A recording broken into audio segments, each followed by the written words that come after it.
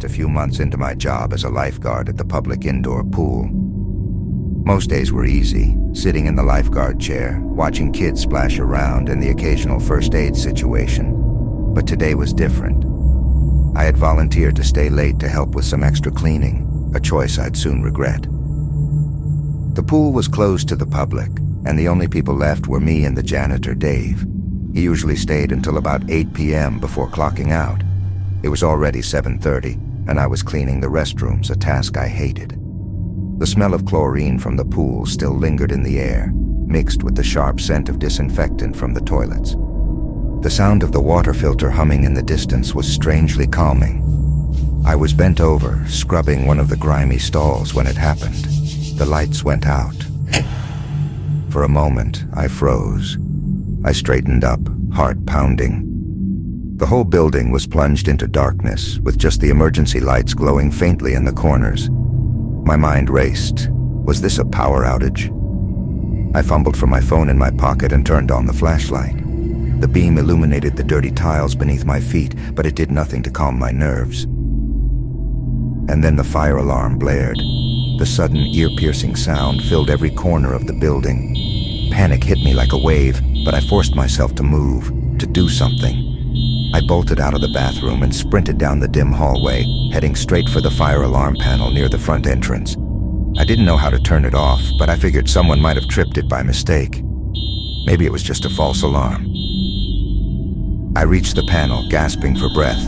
The red lights on it flashed urgently. I was about to reach for it when I noticed something odd. The plastic cover that protected the controls was already up, unlocked.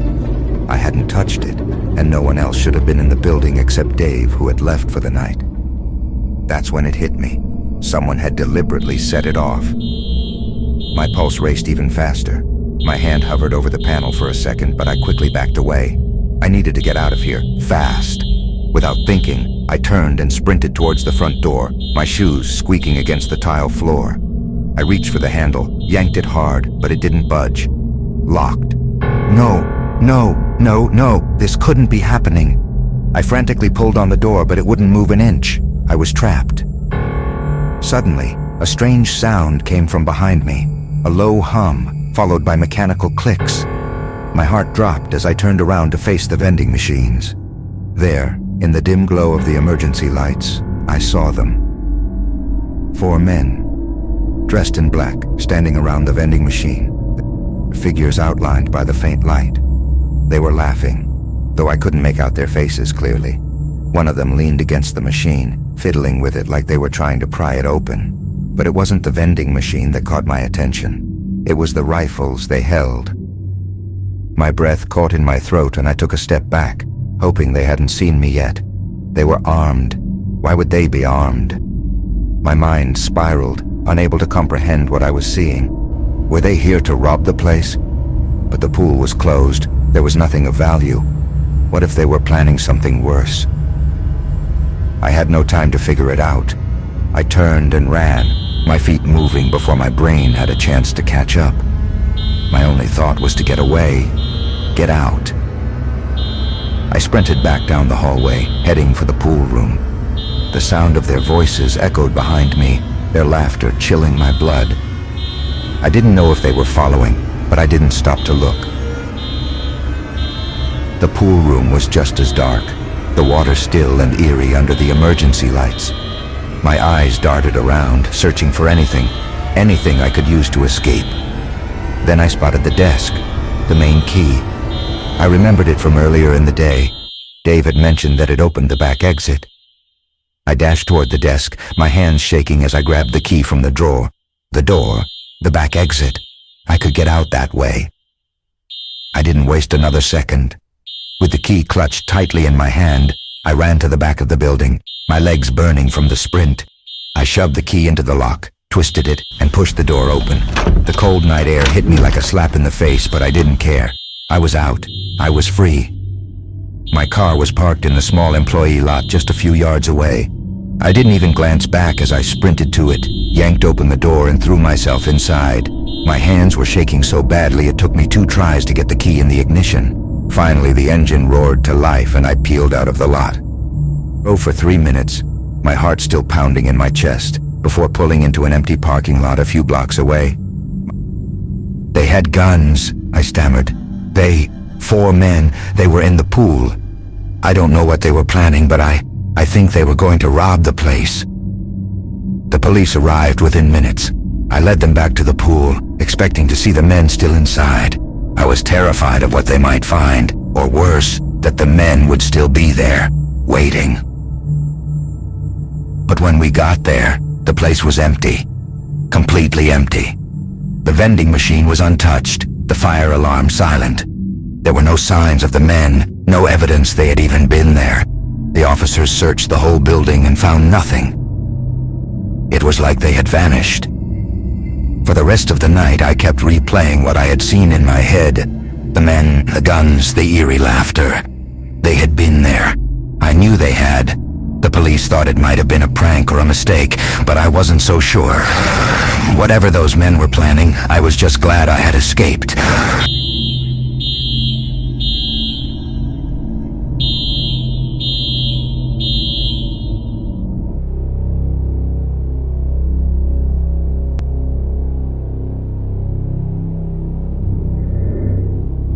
It was one of those cold, rainy days that makes everything seem heavy. The kind of day where even the air feels damp, clinging to your skin and clothes.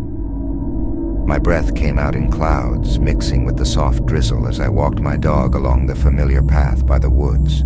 Fallen leaves, slick and wet, crunched underfoot as my dog sniffed around the ground, blissfully unaware of the biting chill in the air.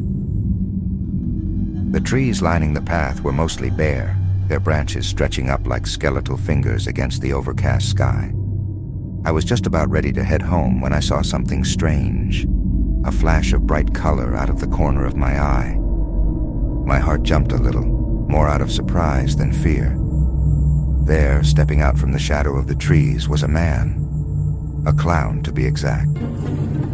He was dressed head to toe in a traditional clown costume, bright red nose, rainbow wig, and oversized shoes. It wasn't Halloween. It wasn't a time of year where this would make any sense. I kept walking, my dog tugging a little at the leash, and I brushed it off. Some stupid kid, I thought. Probably a prank or some dare. I walked past him without stopping, though I couldn't help but notice the way he stared at me. His eyes locked on mine, unblinking. There was something off about it. Not playful, not mischievous, just blank. A cold stare that didn't match the ridiculous costume. I couldn't resist. As I passed, I muttered, "Grow up, kid, would ya?" I always liked giving kids a bit of a reality check when they were acting out. Felt good to put them in their place. I expected him to say something back or maybe laugh, but he just stood there watching me. His eyes never left me as I turned down the road and headed back toward my house. I didn't look back. I figured I'd taught him his lesson. When I got home, the rain had started coming down harder, pattering against the windows. I wiped my shoes on the mat, unclipped my dog's leash, and tossed it onto the rack. The kitchen smelled like pasta baking in the oven, my comfort food for a cold, miserable day like this. The warmth of the house started to melt away the chill from outside, and I relaxed. I puttered around, checking on the oven before heading upstairs to start painting. It was my hobby, something to take my mind off the stress of work and everything else. But just as I was setting up my brushes, something caught my eye. Movement, outside.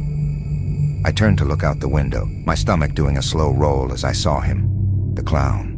The same one from the woods, only this time, he wasn't standing far off by the trees. No, he was walking right up to my front door.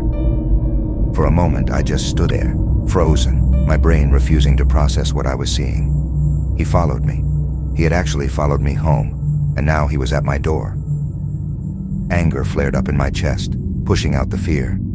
Who the hell did this guy think he was? I wasn't about to let some punk kid scare me or think he could intimidate me on my own property. Without thinking, I stormed downstairs, my footsteps heavy as I reached the front door. I yanked it open, the cold air rushing in as I stared him down. "What the hell do you think you're doing?" I snapped, my voice dripping with rage. "Get your ass out of here before I didn't even get to finish the sentence. I saw his arm move, fast. Too fast for me to react. And then, the punch landed. It wasn't just any punch. It was a sucker punch, straight to my neck, knocking the wind out of me so hard I didn't even have time to process the pain. Everything went black. Not just dark, black. Like my mind had just flipped off a switch, plunging me into nothingness. I couldn't see, couldn't think, but I could hear. I heard him walking away. His footsteps were slow, deliberate, the soft clink of those ridiculous clown shoes tapping against the pavement.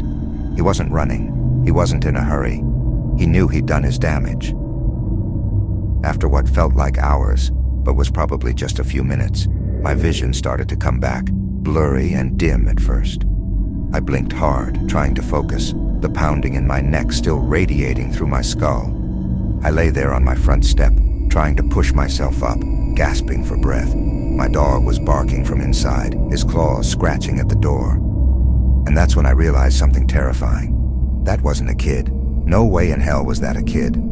The force behind that punch, it was brutal, calculated. No teenager messing around would have that kind of power. This was a grown man, someone who knew exactly what he was doing. The clown costume suddenly seemed a lot more sinister. I thought about calling the cops. I even had my phone in my hand ready to dial, but then I stopped. What was I going to tell them? A guy dressed as a clown followed me home and punched me? They'd never find him. He was just a man in a costume, no distinguishing features, no way to track him down. I staggered to my feet, glancing around, half expecting him to still be lurking in the shadows. But there was nothing, just the quiet drizzle of rain, the distant sound of my dog still whining behind the door, and the fading ache in my neck. I couldn't shake the feeling that he wasn't done, that whoever, whatever he was, this was just the beginning.